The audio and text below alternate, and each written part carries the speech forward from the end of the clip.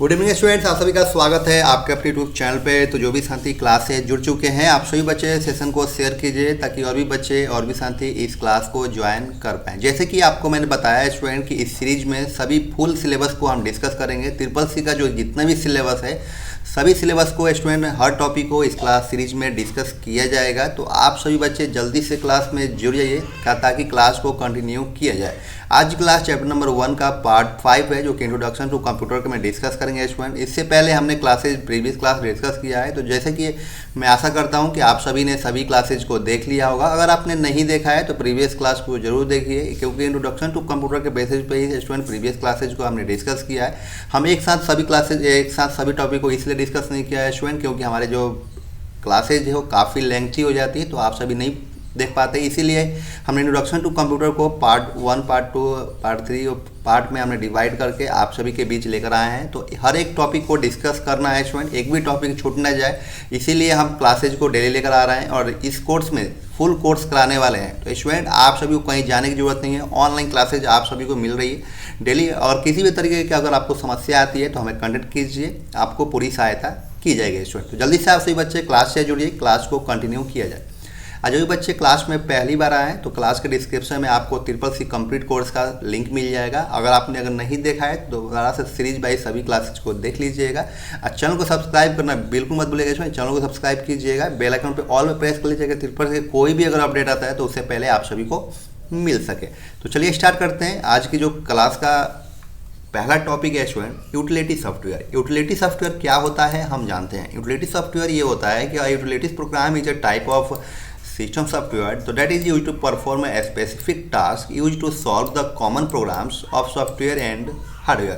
Utility programme एक प्रकार का सिस्टम सॉफ्टवेयर किसी भी विशिष्ट कार्य को करने पर प्रयोग किसी भी विशिष्ट कार्य करने के लिए किया जाता है। आमतौर पर सॉफ्टवेयर और हार्डवेयर की सामान्य समस्याओं का हल करने के लिए किया जाता है। इसमें जो यूटिलिटी सॉफ्टवेयर होता है, जिससे हमें हार्डवेयर और सॉफ्टवेयर की जो समस्याएं आती हैं उसको क्या करता है, ये सॉल्व करता है यूटिलिटी सॉफ्टवेयर। ठीक है, यूटिलिटी सॉफ्टवेयर हमारे वो होते हैं स्टूडेंट जितने भी हमारे एंटीवायरस है हम जिस तरह हम यूज करते हैं। जैसे मान लीजिए कि हमारे पास क्वाइकिल है, MCAFE है, तो ये सब क्या है, एंटीवायरस है। तो इसको हम क्या बोलते हैं, यूटिलिटी सॉफ्टवेयर बोलते हैं। ठीक है स्टूडेंट, तो यूटिलिटी सॉफ्टवेयर हमारे उस वर्क में आते हैं कि हमें सॉफ्टवेयर और हार्डवेयर के रिलेटेड जितने भी समस्या छोटी मोटी आती हैं, वायरस की प्रॉब्लम आती है, हैंग की प्रॉब्लम आती है, ये चीज़ें नहीं होने देते हैं यूटिलिटी सॉफ्टवेयर। तो आई होप आप समझ गए होंगे कि यूटिलिटी सॉफ्टवेयर क्या होते हैं। आगे तरफ हम बढ़ते हैं स्टूडेंट। आपका अगला टॉपिक है some examples utility programs are as a flow. File viewers SCIH क्या होता है, तो file viewer is use to view and manage file in computer system. Operating system provide file viewers, तो Windows explorer is an example of file viewer. Computer system में फाइलों को देखने और प्रबंधित करने के लिए फाइल व्यूअर का प्रयोग किया जाता है। सभी ऑपरेटिंग सिस्टम में फाइल व्यूअर की व्यवस्था होती है। विंडोज एक्सप्लोरर फाइल व्यूअर का एक उदाहरण है। आइए नेक्स्ट टॉपिक की तरफ बढ़े। नेक्स्ट टॉपिक है आपका फाइल कंप्रेसर। TCT क्या होता है। File compressor is use to shrink the size of file. It is a smaller size of file is easy to copy, तो a large volume of data can be transferred by using compressor WinZip is an example of file compressor. File compressor का उपयोग फाइलों के आकार को छोटा करने के लिए किया जाता है। तो फाइल का छोटा आकार कॉपी करना आसान है, तो फाइल कंप्रेसर का उपयोग करके बड़ी मात्रा में डेटा हस्तांतरण किया जा सकता है। WinZip फाइल कंप्रेसर का एक उदाहरण है। तो आई होप आप समझ गए होंगे स्टूडेंट कि आपका फाइल व्यूअर SCIH क्या होता है। उसके बाद आपका फाइल कंप्रेसर TCT क्या होता है। फाइल कंप्रेसर TCT ये होता है स्टूडेंट कि अगर आपका कोई फाइल 10 MB का है, अगर आप चाहते हैं कि उस फाइल को 5 MB में किया जाए तो उसको आपको क्या करना होगा, कंप्रेसर करना होगा। ठीक है, कंप्रेस करेंगे तो आपका जो फाइल है वो आपका लेस हो जाता है प्रॉपर्टीज में। ठीक है, तो आई होप समझ गए होंगे स्टूडेंट। अगला टॉपिक चलते हैं स्टूडेंट। अगला टॉपिक क्या होता है, डायग्नोस्टिक यूटिलिटीज। डायग्नोस्टिक यूटिलिटीज ये होते हैं कि diagnostic utilities use to detect problems of hardware and software. तो all operating system provide different diagnostic utilities to manage the computer system. Diagnostic utility का उपयोग हार्डवेयर और सॉफ्टवेयर की समस्याओं को पता लगाने के लिए किया जाता है। सभी ऑपरेटिंग सिस्टम कंप्यूटर सिस्टम का प्रबंधन करने के लिए डायग्नोस्टिक यूटिलिटी का उपयोग प्रदान करते हैं। तो समझ गए होंगे स्टूडेंट डायग्नोस्टिक यूटिलिटीज क्या होते हैं। अगला है आपका डिस्क स्कैनर। डिस्क स्कैनर्स क्या होते हैं, ठीक है। Disk scanner is use to detect physical and logical problems of disk. तो all operating system provide disk scanners to manage computer disk. Disk scanner का उपयोग डिस्क की भौतिक और तार्किक समस्याओं का पता लगाने के लिए किया जाता है। सभी ऑपरेटिंग सिस्टम कंप्यूटर डिस्क को प्रबंधित करने के लिए डिस्क स्कैनर प्रदान करते हैं। तो डिस्क स्कैनर स्टूडेंट आपको समझ में आ गया होगा। जो चीज़ें आपको समझ में नहीं आ रही है आप हमें कमेंट कीजिए, और ज़्यादा से ज़्यादा अगर आपको समस्या ज़्यादा आ रही है तो आप हमें व्हाट्सएप पे कनेक्ट कीजिए, आपको हम पूरी सहायता करेंगे। ठीक है, अगले टॉपिक पहुंच रहे हैं एंटीवायरस। एंटीवायरस क्या होता है? अभी मैंने आपको बताया था जब हम डिस्कस कर रहे थे कि यूटिलिटी सॉफ्टवेयर के बारे में, तो यूटिलिटी सॉफ्टवेयर स्टूडेंट यही होता है कि एंटीवायरस को हम यूज करते हैं। अब एंटीवायरस सॉफ्टवेयर्स कौन कौन से होते हैं ये भी बताएंगे आपको। और types of software that is use to detect and remove viruses is called antivirus software.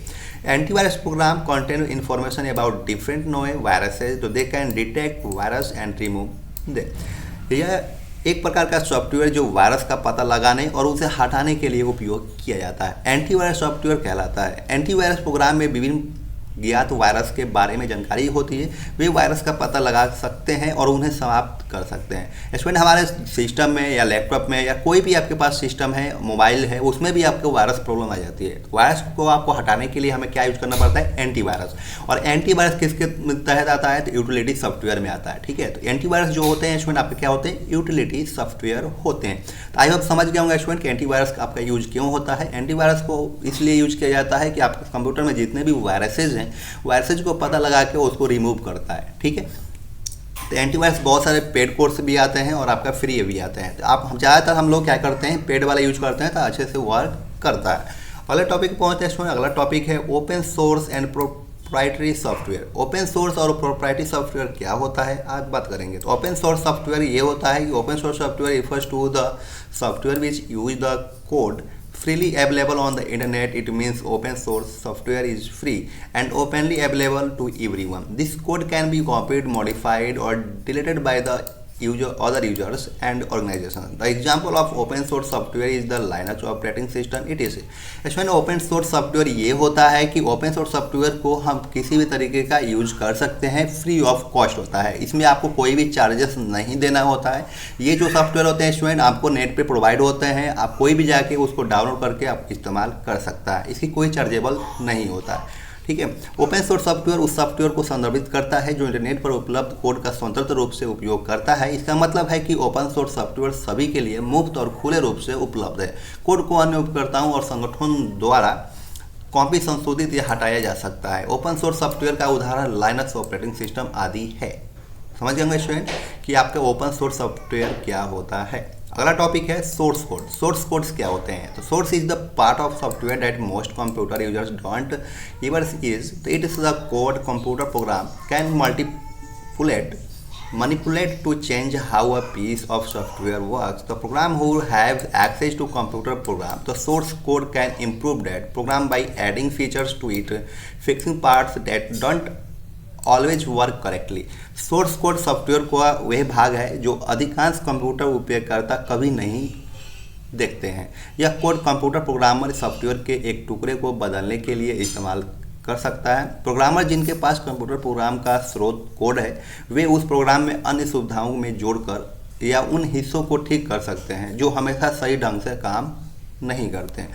तो सोर्स कोड होते हैं जो जैसे में इसमें जितने भी हमारे सॉफ्टवेयर बनते हैं वो सब क्या होते हैं? कोडिंग वाले होते हैं, कोडिंग से बने होते हैं। तो वहाँ पे आपको सोर्स कोड के प्रोवाइड किए जाते हैं जिसमें उसमें आप इम्प्रूव कर सकें। ठीक है, तो आप समझ गए होंगे स्टूडेंट। जो भी बच्चे क्लास से जुड़े हुए हैं आप सभी बच्चे क्लास के लास्ट तक बने रहिएगा, एक एक टॉपिक को क्लियर कीजिए। जो बच्चे क्लास से जुड़े हुए हैं आप सभी बच्चे क्लास को शेयर करना भी बिल्कुल मत भूलिए। शेयर करने से आपको और भी बच्चों को इस क्लास से हेल्प मिल सकता है। अगला टॉपिक बात करें स्टूडेंट। अगला टॉपिक है people refers open source software to proprietary software for a number of reasons including. लोग कई कारणों से प्रोप्राइटरी सॉफ्टवेयर के लिए ओपन सोर्स सॉफ्टवेयर पसंद करते हैं जिनमें शामिल है।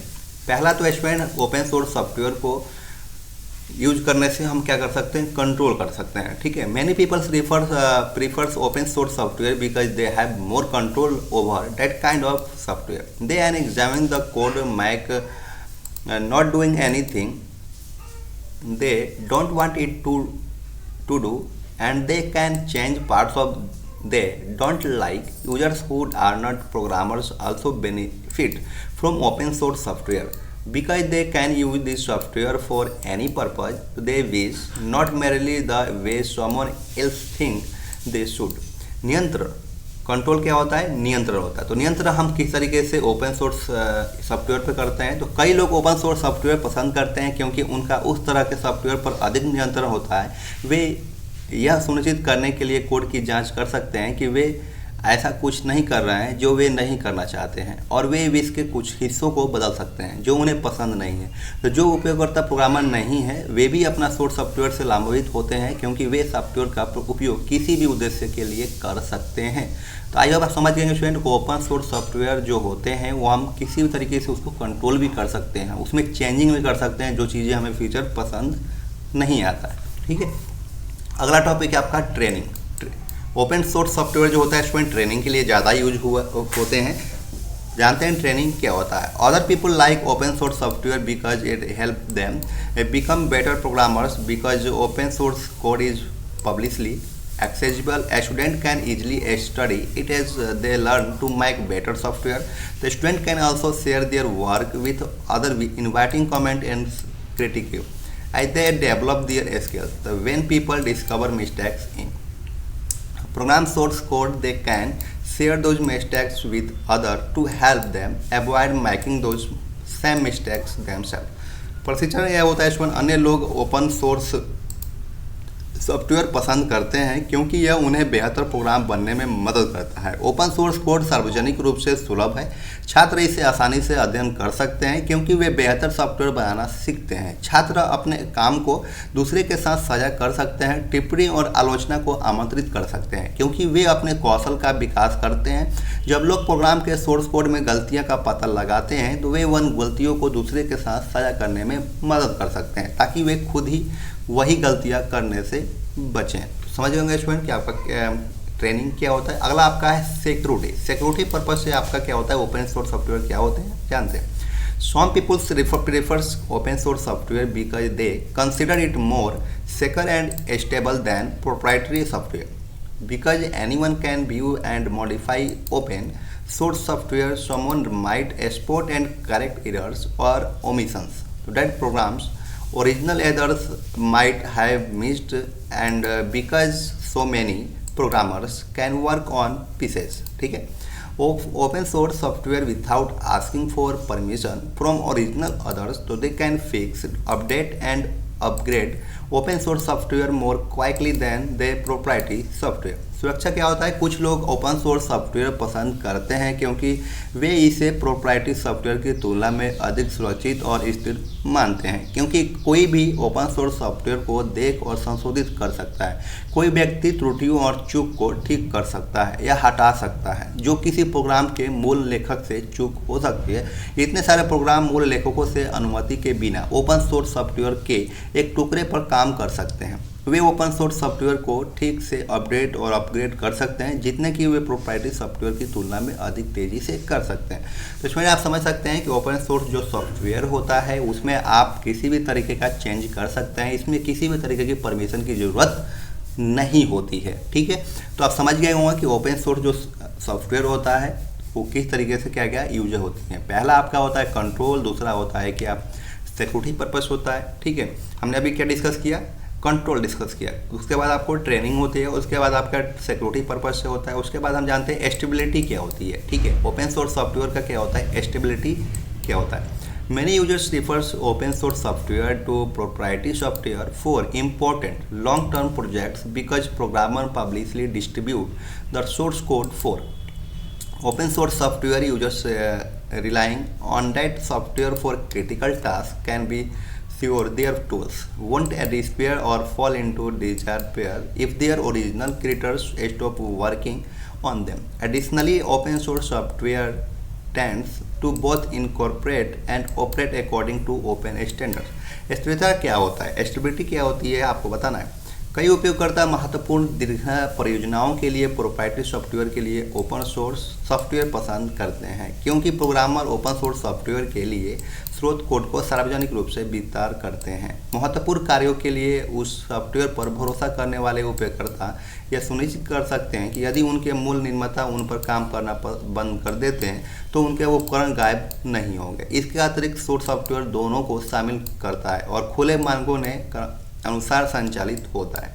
ठीक है, तो ये आपका था स्टेबिलिटी। नेक्स्ट है आपका प्रोप्राइटरी सॉफ्टवेयर क्या होता है। प्रोप्राइटरी सॉफ्टवेयर क्या होता है।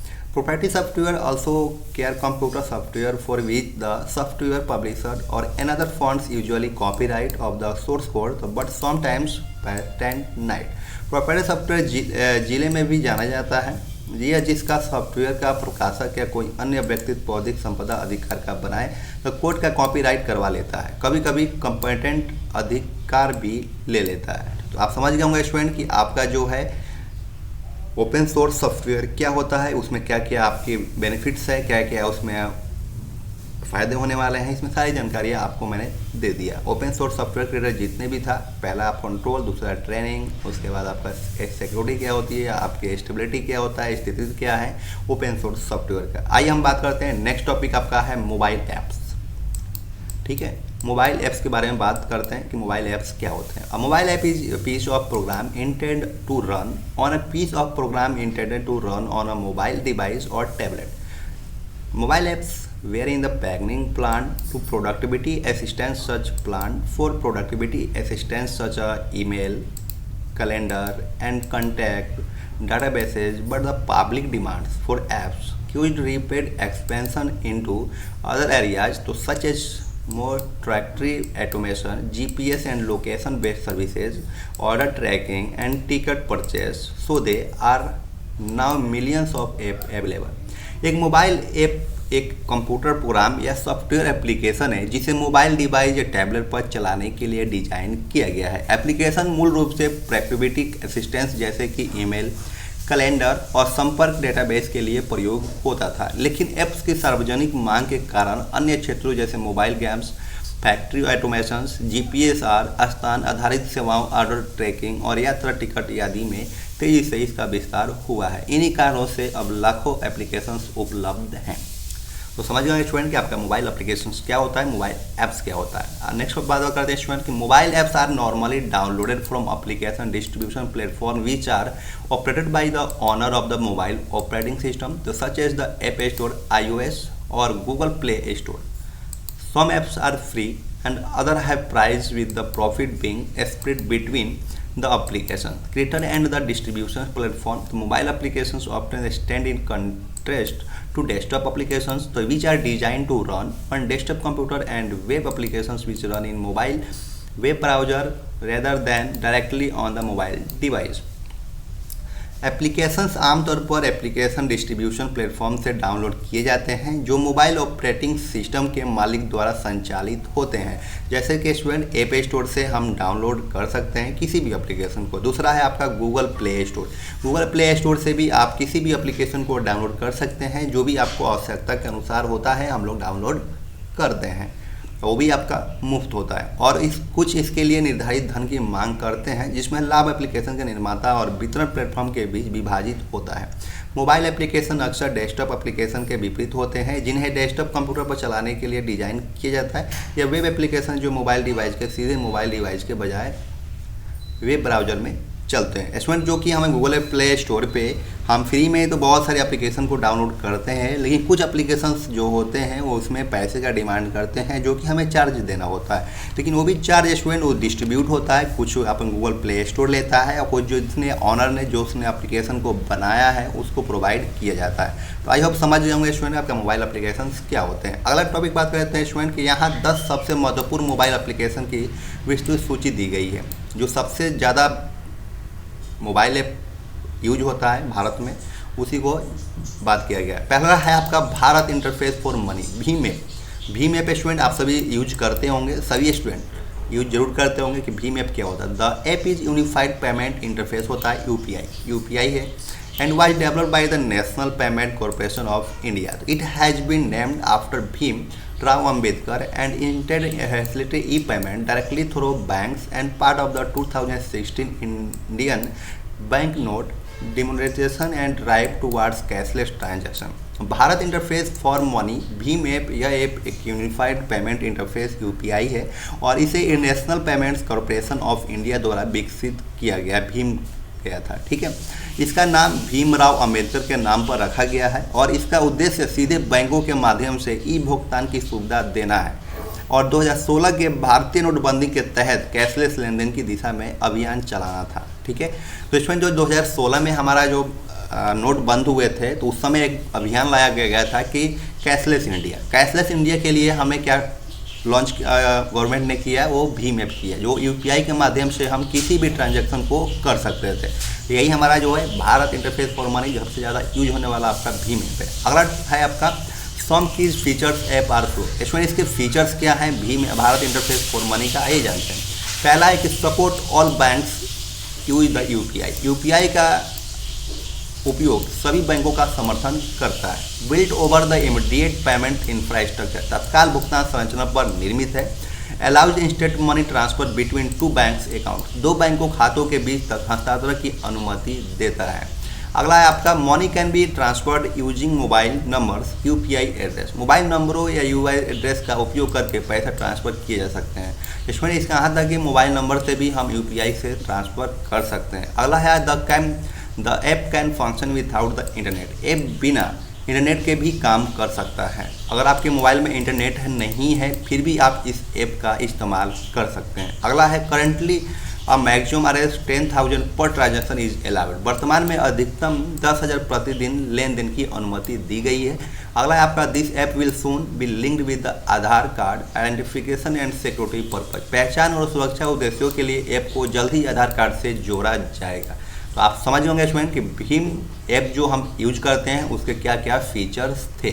आइए बात करते हैं दूसरा टॉपिक है आपका my government app. My government app क्या होता है? This app is citizen engagement platform founded by the government of India to promote active participation of India citizen in country governments and development. It aims to crowdsourcing governance ideas from citizens. So the users shall be allowed to discuss and contribute to various government projects and plans. यह app Bharat सरकार द्वारा देश के शासन और विकास में भारतीय नागरिकों की सक्रिय भागीदारी को बढ़ावा देने के लिए भारत सरकार द्वारा स्थापित एक नागरिक मंच है। इसका उद्देश्य नागरिकों से भीड़ के लिए प्रशासन के विचारों को स्रोत प्राप्त करना है। इससे उपयोगकर्ताओं को चर्चा करने और विभिन्न सरकारी परियोजनाओं और योजनाओं में योगदान करने की अनुमति दी जाती है। तो आप समझ गए माई गवर्नमेंट के किसके लिए यूज होता है, उसका आइए जानते हैं इसका फीचर्स क्या है। ठीक है, पहला फीचर्स है कि user can log in share their suggestion feedbacks and ideas with central ministry. उपयोगकर्ता केंद्रीय मंत्रालयों के साथ अपने सुझाव, प्रतिक्रिया और विचारों को लॉगिन और साझा कर सकते हैं। दूसरा आपका फीचर्स है कि users can also join discussion, tag polls and form groups around topics of my interest government. उपयोगकर्ता चर्चा में शामिल हो सकते हैं, पोल मेरी सरकार कर सकते हैं और रुचि में विषयों पर समूह बना सकते हैं। अगला आपका है, इसमें यही दो फीचर था जो कि आपका माई गवर्नमेंट ऐप का फीचर था। ठीक है, आइए नेक्स्ट आपका एप्लीकेशन जो है वो IRCTC कनेक्ट है। ठीक है, IRCTC कनेक्ट क्या होता है? The Indian railway and recently launched an android app to make the ticket booking process easier for the people. भारतीय रेलवे ने हाल ही में लोगों के लिए टिकट बुकिंग प्रक्रिया को आसान बनाने के लिए एंड्रॉयड ऐप लॉन्च किया था। तो इसका आइए जान लेते हैं। जैसे हम IRCTC से स्टूडेंट हम टिकट को बुक करते हैं, जितने भी स्लीपर हो चाहे AC का हो, हम IRCTC के ऑनलाइन बेसिस पे हम अपने टिकट को बुक कर सकते हैं। आइए इसका फीचर्स क्या है हम जानते हैं। पहला फीचर्स है कि users can search and book train tickets. उपयोगकर्ता ट्रेन टिकट सर्च और बुक कर सकते हैं। दूसरा फीचर्स है user can view can cancel ticket. उपयोगकर्ता टिकट देख और रद्द कर सकते हैं। इनके पास ये भी ऑप्शन होता है कि जो टिकट किए हुए हैं अगर इनको कैंसिल करना है तो आपको कैंसिल ऑनलाइन ही कर सकते हैं। दूसरा फीचर है student the app returns recently added passenger details. App एन हाल ही में जोड़े गए यात्री विवरण को बरकरार रखता है। दूसरा आपका फीचर है new users can register from the apply directly. नए उपयोगकर्ता सीधे ऐप से पंजीकरण कर सकते हैं। अगर आपने IRCTC पे ID नहीं बनाई है तो आप इसको अप्लाई कर सकते हैं, डायरेक्टली आपका उसमें लॉगिन ID या पासवर्ड मिल जाता है। दूसरा ऑप्शन है इटेलिस alerts you for upcoming journey. यह आपको आने वाली यात्राओं के लिए भी सचेत करता रहता है।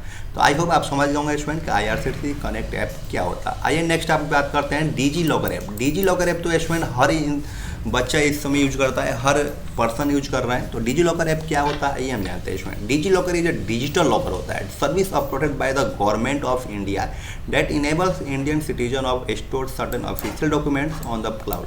The service is towards reducing the need to carry physical documents and is a part of the government India initiative 1 GB of storage space is offered to user to store. Identification card issue government agencies, education certificates, PAN cards, driving license, vehicle, owner documents, and some other documents. The users need to process an Aadhaar card to use digital for sign up Aadhaar card number and the one-time password sent to the Aadhaar institution mobile number. The need to be entered for later login in the users get their own password the account to Facebook or Google login. DigiLocker क्या होता है? भारत सरकार द्वारा संचालित एक digital locker सेवा है जो भारतीय नागरिकों को कुछ आधिकारिक दस्तावेज को क्लाउड पर संग्रहित करने में सक्षम बनाती है। सेवा का उद्देश्य भौतिक दस्तावेजों को अपने साथ ले जाना का आवश्यक को काम करना है और सरकार की डिजिटल इंडिया पहला का हिस्सा बनना है। 1 GB स्टोरेज उपयोगकर्ताओं को सरकारी एजेंसियां या शिक्षा प्रमाण पत्र, पैन कार्ड, ड्राइविंग लाइसेंस, वाहन दस्तावेजों को और कुछ अन्य दस्तावेजों को द्वारा जारी किए गए पहचान पत्रों को स्टोर करने की पेशकश की जाती है। डिजी लॉकर का उपयोग करने के लिए उपयोगकर्ता के पास आधार कार्ड होना आवश्यक है। साइन अप के लिए आधार कार्ड नंबर और आधार प्राप्त मोबाइल नंबर पर भेजे गए वन टाइम पासवर्ड को दर्ज करना होगा। बाद के लॉगिन के लिए उपयोगकर्ता अपना पासवर्ड सेटअप कर सकते हैं या खाते को फेसबुक या गूगल लॉगिन से लिंक कर सकते हैं। इसमें आप समझ होंगे डिजी लॉकर किस काम में होता है। डिजी लॉकर आपने मोबाइल में रखा है, आपने डॉक्यूमेंट्स को जो आपका हार्ड कॉपी आप डॉक्यूमेंट्स होते हैं, माने 10th का मार्कशीट हो गया, 12th का मार्क्स हो गया, जन्म प्रमाण पत्र हो गया, बहुत सारे जितने भी डॉक्यूमेंट्स हैं आप इसमें रख सकते हैं, सॉफ्ट कॉपी में इसमें रख सकते हैं। और ये जो होता है स्टूडेंट, ये क्या वैलिड होता है, आप किसी को भी दिखाएंगे तो ये वैलिड होता है। इसमें ये नहीं कोई कहेगा कि आपकी अनवैलिड आपके डॉक्यूमेंट्स है, ये नहीं माना जाएगा। आई होप आप समझ गए होंगे डिजी लॉकर क्या होता है। और डिजी लॉकर को आपको लॉगिन करने के लिए आपको आधार कार्ड होना चाहिए। आधार कार्ड से जो नंबर लिंक होता है वो होना चाहिए, तभी आप इस डिजी लॉकर से लिंक हो सकते हैं। आइए जानते हैं इसके फीचर्स क्या हैं। Some features are the application की कुछ विशेषताएं इस प्रकार हैं।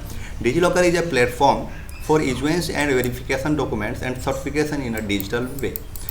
डिजी लॉकर डिजिटल तरीके से दस्तावेज और प्रमाण पत्र जारी करने और सत्यापन के लिए एक मंच है। इसमें अगर आपका आधार कार्ड से बहुत सारे सर्टिफिकेट अगर जो जुड़े हुए हैं तो आप डिजी लॉकर से डायरेक्टली आप डिजिटल वे में दस्तावेज को पा सकते हैं। दूसरा ऑप्शन है कि eliminates the use of physical document, भौतिक दस्तावेजों के उपयोग को समाप्त करता है। तीसरा आपका फीचर है users can access their document certification from your DigiLocker on their mobile devices. उपयोगकर्ता अपने डिजी लॉकर से अपने दस्तावेजों और प्रमाण पत्रों को अपने मोबाइल उपकरणों पर एक्सेस कर सकते हैं। तो आप समझ गए होंगे स्टूडेंट, आई होप कि डिजी लॉकर क्या होता है। आइए नेक्स्ट टॉपिक आपका वोटर हेल्पलाइन। जो स्टूडेंट जो भी इलेक्शंस होते हैं उसके लिए हमें वोटर आईडी कार्ड बनता है, तो उसके लिए एक एप्लीकेशन बनाया गया है वोटर हेल्पलाइन ऐप, जो कि यहाँ से हम सभी वोटर आईडी के रिलेटेड आप वर्क कर सकते हैं। तो पहला है कि tracking forward its contribution efforts of building an active democratic citizen in the country. तो election commission of India has undertaken a new initiative designing a mobile application for developing a culture about electoral engagement and making informed and ethical ballot decisions among citizens of the country. The app aims to provide a single point of service and information delivery to voters across the country. देश में एक सक्रिय लोकतांत्रिक नागरिकता के निर्माण के अपने निरंतर प्रयासों को आगे बढ़ाते हुए भारत के चुनाव आयोग ने चुनावी व्यवस्था की संस्कृति को विकसित करने और सूचित और नैतिक मतदान निर्णयों के लिए एक मोबाइल एप्लीकेशन डिजाइन करके एक नई पहल की है। देश के नागरिक के उद्देश्य पूरे देश में मतदाताओं को सेवा और सूचना वितरण का एक बिंदु प्रदान करना है। समझ गए होंगे स्टूडेंट, आपका वोटर हेल्पलाइन है जो कि आप इलेक्शन के लिए जितना भी आपको जानकारी लेना है आप इसके जरिए ले सकते हैं। इसका फीचर्स जान लेते हैं। ये भारतीय मतदाताओं का निम्नलिखित सुविधाएं प्रदान करता है। क्या क्या करता है? तो पहला electronic search, governance your name in the electoral role, चुनावी खोज मतदाता सूची में अपना नाम सत्यापित कर सकते हैं। दूसरा आपका फीचर है submission of online forms, new voter registration, shifting different the constitutions overseas voters, deletions और objection in the electoral roll और करेंट्रीज and transportation with assembly. New voter registration के लिए आप ऑनलाइन फॉर्म जमा करना, अलग निर्वाचन क्षेत्र में शिफ्ट करना, मतदाता सूची में ओवरसीज वोटर डिलीट या अपतित के लिए विधानसभा के भीतर प्रविष्टियों को और ट्रांसपोर्ट में सुधार कर सकते हैं इस एप्लीकेशन से ही। आप register complaints related to electoral service and track its disposal etcetera. आप किसको रजिस्टर कैसे कर सकते हैं अपने कंप्लेंट्स को, तो चुनावी सेवाओं से संबंधित शिकायतें दर्ज कर सकते हैं और इसके डिस्पोजल की स्थिति को ट्रैक कर सकते हैं। दूसरा आपका the fact on voter election EVM और एंड रिजल्ट। मतदाता चुनाव ईवीएम और परिणाम का अक्सर पूछे जाने वाले प्रश्न को यहाँ पे हम डिस्कस कर सकते हैं एप्लीकेशन पे। Service resources of voters and electoral officer, मतदाता और निर्वाचन अधिकारियों के लिए सेवा और संसाधन है। Find the election schedule in your area, अपने क्षेत्र में चुनाव कार्यक्रम का पता लगा सकते हैं इस एप्लीकेशन से, ठीक है। दूसरा आपका है find all the candidates their profile income statements assets criminal cases. सभी उम्मीदवार उनकी प्रोफाइल या आय विवरण संबंधी आपराधिक मामले खोज सकते हैं इस एप्लीकेशन से। दूसरा फीचर है find the polling official and call them, BLO, ERO और DEO एंड CEO। मतदाता अधिकारी खोजें और उन्हें फ़ोन करें, जैसे BLO और ERO को BDO, किसी भी आपका ऑफिशियल कोई एम्प्लॉय है उनको आप कॉल कर सकते हैं डायरेक्टली यहाँ से नंबर निकाल के एप्लीकेशन से, ठीक है। दूसरा आपका click as a selfie after voting and gain chance to features in the official voter helpline app gallery. तो आप अपने वोटर को दे सकते हैं, वोटिंग के बाद एक सेल्फी क्लिक करें और अधिकारी मतदाता हेल्पलाइन ऐप गैलरी में प्रदर्शित होने का मौका प्राप्त करें। इसका मतलब स्टूडेंट कि अगर आप वोट देते हैं तो वोट देने के बाद आप एक फ़ोटो ले सकते हैं। फ़ोटो लेने के बाद वोटर हेल्पलाइन जो एप्लीकेशन है उस पर अपने फ़ोटो को डाल सकते हैं, ठीक है। उसके बाद आपका है download the list of consisting candidates in PDF format and tag print out. PDF प्रारूप के उम्मीदवारों की सूची डाउनलोड करें और प्रिंट आउट ले सकते हैं। जितने भी आपके क्षेत्र में सूची आई हुई है आप उसको उम्मीदवारों की जो सूची है उसको डाउनलोड कर सकते हैं और प्रिंट कर सकते हैं। तो आई होप आप समझ गए होंगे स्टूडेंट कि आपके जो वोटर हेल्प लाइन है इसमें कितने फीचर्स दिए गए हैं। आप वोटर हेल्पलाइन ऐप से आप कितनी जानकारियों को प्राप्त कर सकते हैं। तो आप समझ गए होंगे वोटर हेल्पलाइन नंबर ऐप क्या होता है। आइए हम बात करते हैं 6 आपका है ग्रामीण विद्युतीकरण app. The app lets anyone track the progress of rural electricians in Indian through real time dashboard. The reports by the GBS ग्रामीण विद्युत अभियंतास और rural electrifications engineers are shared through the GARB app with officials as well as public. This puts pressure on the state governments and those ensures timely and quality delivery. The app aims in increasing the transparency of the developmental process. Here, GBS directly capture the electrifications data on the apps instead of the data first coming from a state government. ग्रामीण विद्युत के app, यह app किसी को भी वास्तविक समय के डैशबोर्ड के माध्यम से भारत के ग्रामीण विद्युत की प्रगति को ट्रैक करने की सुविधा देता है। GBA ग्रामीण विद्युतीकरण या ग्रामीण विद्युतीकरण इंजीनियर द्वारा रिपोर्ट गैर ऐप के माध्यम से अधिकारियों के साथ जनता के बीच साझा की जाती है। यह राज्य सरकारों पर दबाव डालती है और इस प्रकार समय पर और गुणवत्ता वितरण सुनिश्चित करती है। एप्लीकेशन का उद्देश्य विकास प्रक्रिया के प्रदर्शित को बढ़ाना है। यहाँ GBA सीधे राज्य सरकारों से आने वाले डेटा का बजाय ऐप पर विद्युत डेटा कैप्चर करती है। और आइए जानते हैं स्टूडेंट इसके फीचर्स क्या हैं। तो पहला फीचर्स है users can see the total numbers of unelectrified villages on the dashboard. उपयोगकर्ता डैशबोर्ड पर कुल विद्युतीकरण गाँवों की संख्या देख सकते हैं। अगला है आपका dashboard is multilingual and this user friendly. Dashboard बहुभाषी है और इस प्रकार उपयोगकर्ता के अनुकूल है। थर्ड फीचर्स है they can also see which village will be electrified next. तो वे हैं ये भी देख सकते हैं कि किन गाँवों का उद्योगीकरण किया जाएगा। अगला है आपका progress status of particular village can also check using the app.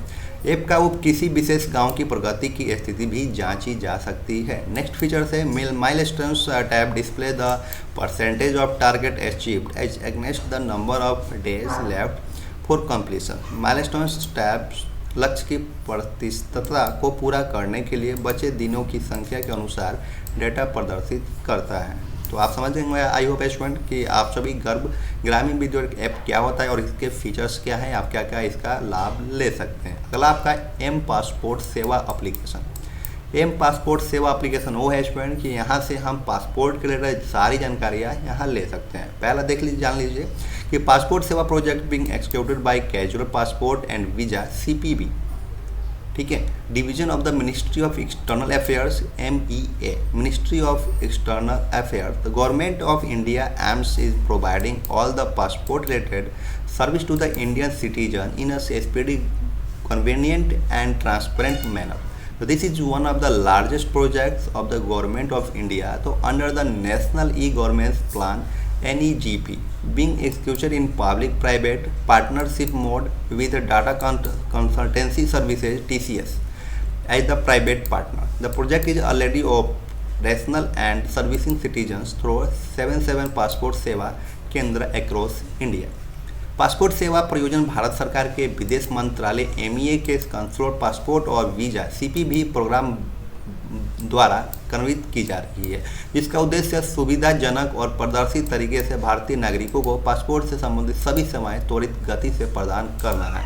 यह राष्ट्रीय ई-गवर्नेंस योजना NEGP के तहत भारत सरकार की सबसे बड़ी परियोजनाओं में से एक है, जिसे टाटा कंसल्टेंसी सर्विस TCS के साथ सार्वजनिक निजी साझेदारी मोड में निजी भागीदारी के रूप में निष्पादित किया जा रहा है। यह परियोजना भारत में 77 पासपोर्ट सेवा केंद्रों के माध्यम में पहले से ही प्रचालन है और नागरिकों की सेवा कर रही है। तो आप समझ गए स्टूडेंट कि एम पासपोर्ट सेवा है जो एप्लीकेशन से, इसमें क्या क्या आपके होते हैं। सार्वजनिक सेवाओं को मोबाइल क्षम प्रदान करने में उद्देश्य में MEA पासपोर्ट प्राप्त करने के शामिल विभिन्न चरणों पर, जैसे पासपोर्ट सेवा की स्थिति आप ट्रैकिंग कर सकते हैं, पासपोर्ट सेवा केंद्र के सामान्य जानकारी आदि, स्मार्टफोन उपयोगकर्ता के लिए विभिन्न प्रकार की सेवाओं की पेशकश करने के लिए एक मोबाइल एप्लीकेशन एम पासपोर्ट सेवा लॉन्च किया है। अधिक जानकारी के लिए अधिकारी वेबसाइट www.passportindia.gov.in से प्राप्त की जा सकती है। इसके फीचर्स क्या हैं आइए जानते हैं स्टूडेंट। एम पासपोर्ट की फीचर्स क्या एप्लीकेशन के। User can search for near by passport सेवा केंद्र PSK और डिस्ट्रिक्ट पासपोर्ट सेल्स DPC इन डिस्ट्रिक्ट। उपयोगकर्ता किसी जिले में नज़दीकी पासपोर्ट सेवा केंद्र PSK या जिला पासपोर्ट सेवा DPC की खोज कर सकते हैं। ठीक है, तो इस एप्लीकेशन से आप अपना पासपोर्ट सेवा केंद्र आप नियर बाई कहाँ पे है आप इसे सर्च कर सकते हैं। दूसरा फीचर है कि this search can also be done using pin code. यह खोज पिन कोड का उपयोग करके भी की जा सकती है। अगर आप पासपोर्ट सेवा केंद्र खोज रहे हैं तो आप पिन कोड डालिए और पिन कोड के नियर बाई जो भी होगा पासपोर्ट केंद्र आपको उसमें मिल जाएगा। तीसरा आपका फीचर है users can search for police station too. उपयोगकर्ता पुलिस स्टेशन भी खोज कर सकते हैं। अगर आप नियर बाई पुलिस स्टेशन को खोज कर रहे हैं तो आप पिन कोड डालिए, आप पुलिस स्टेशन को भी नियर बाई खोज सकते हैं इस एप्लीकेशन के माध्यम से। नेक्स्ट फीचर है this app is involve free calculator that computers the fees to be paid along with the application. Application में एक इनबिल्ट फीस कैलकुलेटर है जो आवेदन के साथ भुगतान की जाने वाली फीस की गणना करता है। नेक्स्ट टॉपिक है आपका this application status can be tracked through the app by providing the file number and date of birth. Application की स्थिति को एप्लीकेशन के माध्यम से फाइल नंबर और जन्म तिथि प्रदान करके ट्रैक किया जा सकता है। अगर आपने पासपोर्ट को अप्लाई किया है, अगर आप उसको ट्रैक करना चाहते हैं तो भी आप इस एप्लीकेशन से आप ट्रैक कर सकते हैं और एप्लीकेशन को आप न्यू रजिस्ट्रेशन भी कर सकते हैं। अगला है स्टूडेंट, अगला टॉपिक है ऑनलाइन RTI। ऑनलाइन RTI क्या होता है? File RTI online RTI right of information act allow any Indian citizen to get information from the government. तो RTI act is applicable to all 29 states and 7 union territories. सूचना का अधिकार अधिनियम किसी भी भारतीय नागरिक को सरकार से जानकारी प्राप्त करने की अनुमति देता है। RTI अधिनियम सभी 29 राज्यों और 7 केंद्र शासित प्रदेशों के लिए लागू है। RTI का इसका फीचर्स क्या है आइए जानते हैं। RTI can use in flow ways. RTI का निम्नलिखित तरीकों से उपयोग कर सकते हैं। पहला है RTI can be use get any information recorded with any government office. तो there are some exceptions like 1 cannot ask anything which is a threat to national security or is very personal to person। संक्षेप में RTI का उपयोग किसी भी सरकारी कार्यालय में दर्ज की गई किसी भी जानकारी को प्राप्त करने के लिए किया सकता है। कुछ अपवाद है, जैसे कोई कुछ भी नहीं पूछ सकता है जो राष्ट्रीय सुरक्षा के लिए एक थ्रेट है या किसी व्यक्ति के लिए बहुत व्यक्तिगत है।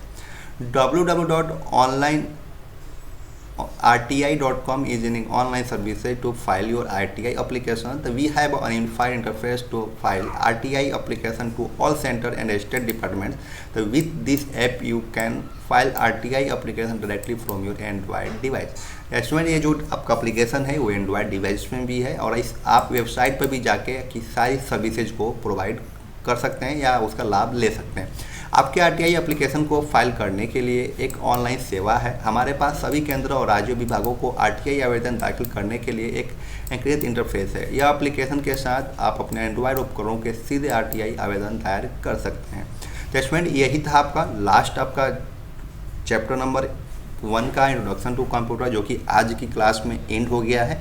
और आज कल से हम डिस्कस करेंगे operating system. Chapter number 1 finish हो गया और आपको आई होप आप समझ में आया होगा कि इंट्रोडक्शन टू कंप्यूटर में जितने भी हमने टॉपिक को कवर किया है वो सभी टॉपिक आपको कवर समझ में आया होगा। स्टूडेंट यहीं से क्वेश्चंस पूछे जाते हैं आपके एमसीक्यू में, ऑब्जेक्टिव क्वेश्चंस होते हैं जो कि हम प्रैक्टिस क्लास भी कराते हैं। तो पहले पूरे कोर्स को कंप्लीट कीजिएगा, उसके बाद ही आप जब प्रैक्टिस करेंगे तो आपको ज़्यादा समझ में आएगा। ठीक है, तो आई होप आपने सभी चैप्टर्स को, आज चैप्टर नंबर 1 आपको समझ में आ गया होगा, क्लियर हो गया। अगर शुरू से आप क्लासेज को जरूर देखिएगा, आपको फुल सिलेबस में कराने वाला हूँ इस सीरीज में। ठीक है, तो आज चैप्टर नंबर 1 आपका जो फिनिश हो गया और नेक्स्ट आपको हम डिस्कस करेंगे चैप्टर नंबर 2 ऑपरेटिंग सिस्टम।